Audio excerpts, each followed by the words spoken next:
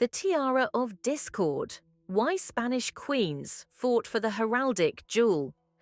Queen Letizia, the wife of King Felipe VI, has long been admired as the quiet force of elegance within Europe's royal circles. Her presence is always polished, yet effortless, the kind of beauty that doesn't shout but commands attention. And among all the elements that form her regal image, nothing captures the imagination quite like her tiaras, especially the legendary Fleur-de-Lys tiara, better known as the Heraldic tiara. Spain's royal jewel collection is famously discreet, but hidden within its vaults are pieces that carry centuries of whispered stories. The most iconic is this tiara, a masterpiece of platinum and diamonds shaped around three grand fleur-de-lis motifs, symbols of the Bourbon dynasty. More than 500 diamonds flicker across its surface, creating a mist of light whenever it catches even the faintest gleam. The structure is remarkably intricate: botanical scrolls, royal emblems, and platinum filigree that gives the tiara an almost crown-like silhouette. Its story began in 1906 when King Alfonso XIII commissioned the piece as a wedding gift for his bride, Princess Victoria Eugenie of Battenberg. What was meant as a gesture of love quickly turned into the defining jewel of her life. Victoria Eugenie, known as Queen Anna, wore the tiara for her wedding portraits and for countless state occasions. She treasured it so deeply that she refused to let even her daughters borrow it. From that moment on, an unspoken rule formed. The Fleur-de-Lys tiara may be worn only by the Queen of Spain. Queen Anna kept it through a turbulent era: exile, political upheaval, and the shifting sands that nearly erased the Spanish monarchy altogether. But she safeguarded it with care, passing it into a special group of heirlooms intended exclusively for future queens. This act alone turned the tiara into a symbol of continuity and resilience. When the monarchy was restored in the 1970s, the tiara resurfaced dramatically. Queen Sofia, wife of King Juan Carlos III, wore it sparingly but purposefully. She reserved it for occasions of the highest magnitude: state visits, royal banquets, diplomatic milestones. Every appearance felt like a reminder that Spain's monarchy had not only survived, but reclaimed its place on the world stage. Then came the modern chapter, one filled with unexpected romance. Prince Felipe, breaking centuries of tradition, chose to marry for love. Letizia Ortiz, a respected journalist with no aristocratic background, stepped into a world of protocols and expectations few could navigate with grace. And yet, she did, and continues to do so. When Felipe became king, the tiara passed to Letizia, just as tradition required. The first time she wore it as queen, it became instantly clear that the jewel had found someone who could honor its history while giving it new life. Letizia pairs it with classic diamond earrings or strings of luminous pearls, creating an effect that is both regal and fresh, a fusion of heritage and modernity. But the Fleur-de-Lys is not the only treasure in her vault. Another standout is the Russian tiara, designed in the kokoshnik style, adorned with diamonds and pearls. Letizia often chooses it for less formal but still significant events, breathing contemporary elegance into a design inspired by 19th century imperial courts. Her ability to choose the right tiara for each occasion has become something of an art form. She considers the mood, the setting, the gown, the symbolism. Every detail matters. And because of that thoughtful approach, the historic tiaras of Spain continue to shine not as museum pieces, but as living expressions of royal identity. The heraldic tiara may have once stirred rivalry, pride, even a little jealousy among Spain's queens.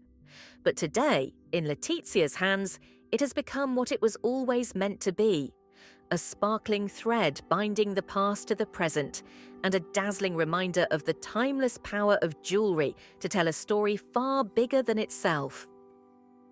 The chameleon tiara, a jewel that survived Napoleon, a divorce, and the loss of its emeralds. Some jewels don't just sparkle, they live. They gather stories the way gemstones gather light, changing shape and meaning as they pass from one era to another. Few pieces capture this magic better than the extraordinary tiara once worn by the woman destined to become France's empress. It witnessed the turmoil of Napoleon's reign, weathered the collapse of an empire, and even endured the heartbreak of being stripped of its original jewels. It all began with the famous, complicated love between Napoleon Bonaparte and Josephine de Beauharnais, a romance filled with longing, admiration, and inevitable tragedy. She was older, unable to give him the heir he desperately needed for his new empire. History often paints Napoleon as unyielding, but the truth is that letting her go tore him apart. Yet duty triumphed over affection, and their marriage came to an end. Napoleon's new bride was the young Austrian Archduchess Marie-Louise, gentle and politically ideal for securing his dynasty. For their wedding, he presented her with a magnificent parure crafted from gold and silver, a tiara, a comb, earrings, and a necklace. The set glittered with more than 800 diamonds, nearly 300 pink diamonds, and over 30 emeralds. At its heart sat a single emerald of remarkable size, a stone so vivid it seemed to hold a spring forest within it. Today, tiaras are once again enjoying a renaissance. Even a well-made costume piece can crown a bride or a celebrant with a sense of majesty. But the tiara Napoleon gave Marie-Louise was more than beautiful. It was a symbol of unity, power, and the strange tenderness that sometimes comes with political marriages. She adored it and kept it close even during the upheavals that followed Napoleon's fall. When France plunged into chaos, she fled to Vienna and carried with her only the belongings she could not bear to lose. And the emerald parure was among them. Years later, her descendants in Parma, the duchy she ruled with grace after Napoleon's death, finally decided to sell the set. In 1953, the parure was purchased by a major jewelry house, and what followed felt almost like a small tragedy. The emeralds were removed and sold separately, advertised as historic stones from the tiara of a French empress. The jewelers replaced them with Persian turquoise, lovely in its own right, glowing like a summer sky, but unable to replicate the deep soulfulness of the missing emeralds. It felt as if a piece of history had been fractured, the tiara's original spirit scattered across the world. Marie-Louise herself remained in Parma for the rest of her life, beloved as a fair and forward-thinking ruler. She rebuilt the duchy with theatres, bridges, hospitals, and schools, transforming it into a peaceful, cultured haven. She remarried twice more, but the shadow of her life as an empress never quite faded. For decades, many believed the tiara had been lost forever, but it survived, altered, yet still radiantly alive. Today, it rests in the National Museum of Natural History in Washington, where visitors pause before it, sensing the echoes of empire and whispered scandals. Even without its emeralds, the tiara retains a quiet majesty, a reminder of glittering court balls, whispered alliances, and the emotional storms that shaped the lives of those who once wore it. It's a testament to how jewelry can become more than decoration. This tiara evolved from a symbol of imperial love to a relic of political power, then to a cherished artifact of cultural memory. Modern jewelers still study its form, borrowing its curves and motifs for contemporary designs. And somewhere, in safes and private collections around the world, its emeralds continue their own mysterious journeys. Perhaps one day they'll be reunited. Perhaps the tiara will shine again as it once did, reborn like a phoenix rising from centuries of history.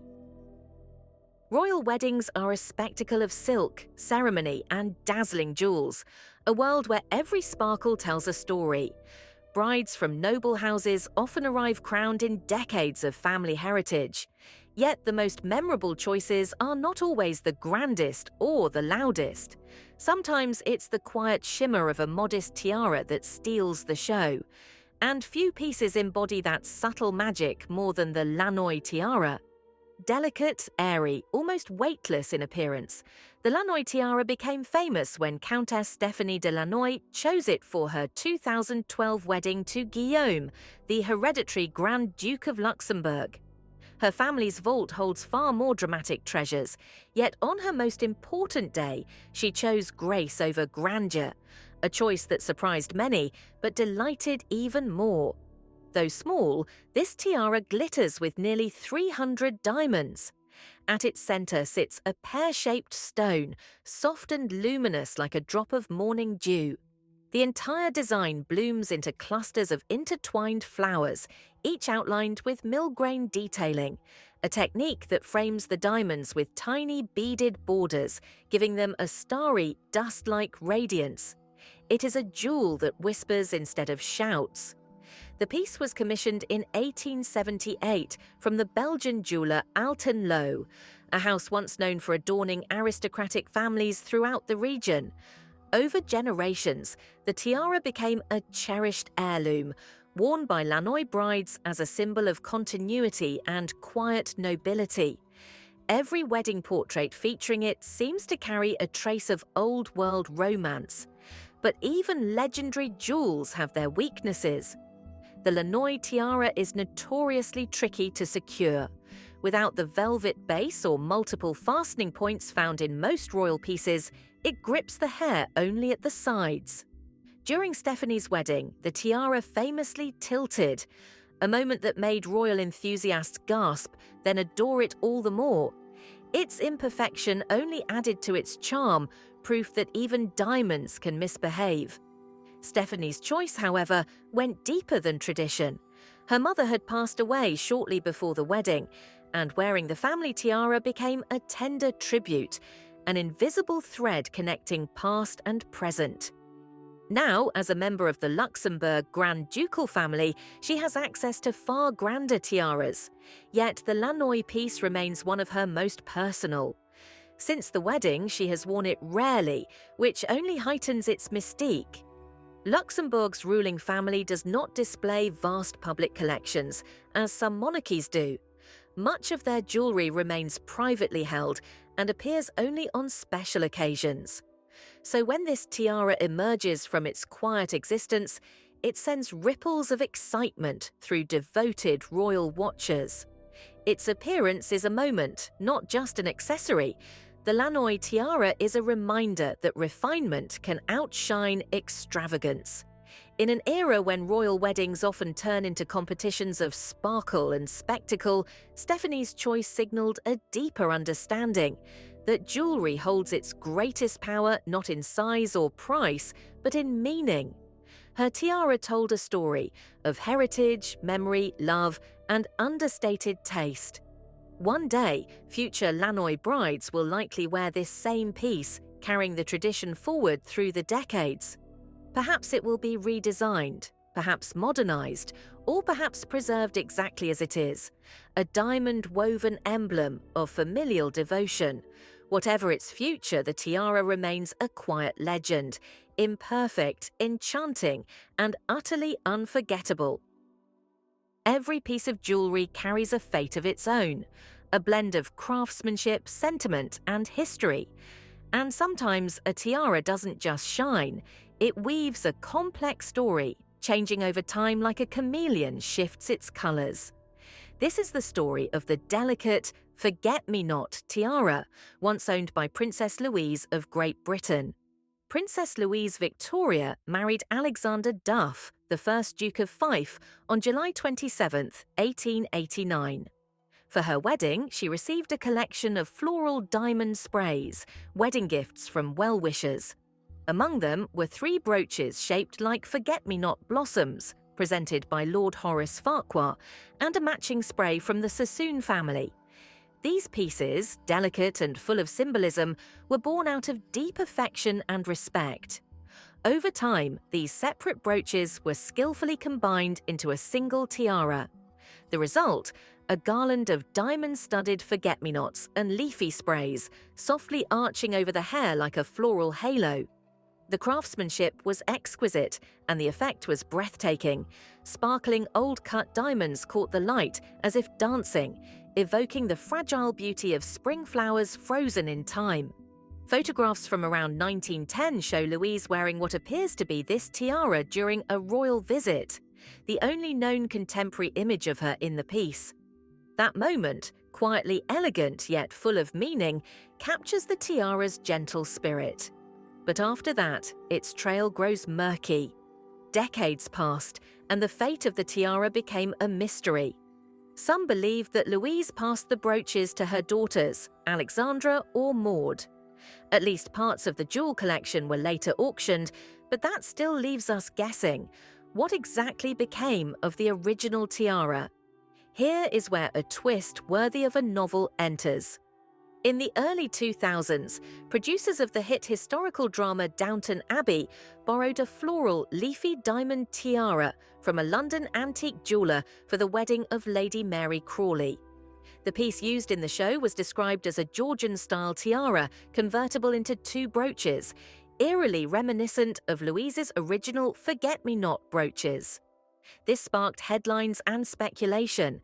Could this be the same tiara that once rested on the head of a British princess? But not everyone agrees. Experts pointed out subtle differences. The flowers in Louise's brooches reportedly had 8 petals, while those on the Downton Abbey tiara had only 6. Some leaves were shaped slightly differently. Also, the jeweller who provided the tiara had no record of its provenance, no maker's mark, no documented lineage, no definitive proof of royal ownership. In short, the identification of the tiara remains debated. For some, it's an irresistible romantic connection, a tangible link to the past brought back to life on screen. For others, it's simply a compelling replica, beautifully made, but not truly royal. Still, what matters deeply is that attention was reignited for this piece. The drama gave the tiara a second breath, and with renewed interest, historians, collectors, and royal watchers may yet unravel its real destiny. After all, in the world of jewelry, stories as glittering as the gems themselves sometimes inspire more wonder than the stones ever could. When we imagine royal tiaras, our minds usually jump to shimmering diamonds, glowing emeralds, and gold crafted into intricate designs. Yet among the treasures of the Swedish royal family lies one of the most unexpected and enchanting pieces in all of Europe, a tiara made not of gemstones, but of carved steel. No diamonds, no pearls, not even a hint of platinum, just polished metal that shines with the brilliance of 1,000 sparks. And it is precisely this unconventional beauty that has turned the so-called budget tiara into a beloved emblem of the Bernadotte dynasty. The story begins in the Napoleonic era, when cut-steel jewelry was briefly the height of fashion. Skilled craftsmen shaped tiny steel studs, polished them until they gleamed, and arranged them into floral and scrolling motifs. The result looked almost like diamonds catching candlelight, glamorous but far less expensive than traditional royal gems. This practical elegance made such jewels popular among European aristocracy, and eventually, one of these creations found its way into Sweden's royal collection. The tiara entered the Bernadotte family through Queen Josephine, who inherited it from her relatives on the continent. For decades, it was believed that the tiara had been lost. Some said it had been misplaced during palace renovations. Others thought it had simply fallen out of use and vanished into storage. The truth, as it turned out, was far more charming. It was tucked away in a forgotten cabinet, resting quietly among old silver pieces, waiting to be rediscovered. That rediscovery happened in the 20th century, and it breathed new life into the tiara. Once cleaned and restored, it emerged like a relic from another world, light, airy, and sparkling despite its humble materials. It's crafted from finely cut steel elements arranged in graceful botanical patterns, all mounted on a gilded frame that adds warmth and luminosity. The modern era of the tiara began with Queen Sylvia, who first wore it in 1979 during an official visit abroad. Its unusual shimmer immediately captivated royal watchers. Soon, other members of the family began to wear it as well: the king's sisters, his cousins, and especially the heir to the throne, Crown Princess Victoria. Victoria has become closely associated with the piece, choosing it for important dinners, Nobel Prize ceremonies, and state celebrations. On her, the tiara looks simultaneously modern and historic, a perfect reflection of her role as both the future and the continuity of the monarchy. What makes this tiara so cherished is not only its beauty, but its symbolism. It represents the Bernadottes' unique approach to their jewellery. Pieces are shared, lent, rediscovered, and worn by different generations. The Swedish royals have always been unusually relaxed about circulation within the family, and this tiara, once lost, now beloved, perfectly captures that spirit of generosity and togetherness. But beyond all symbolism, the simple fact remains: this piece, made of steel instead of diamonds, holds its own next to some of the grandest tiaras in Europe. It proves that magnificence isn't always about luxury sometimes. It's about craftsmanship, history, and the unexpected charm of something beautifully different.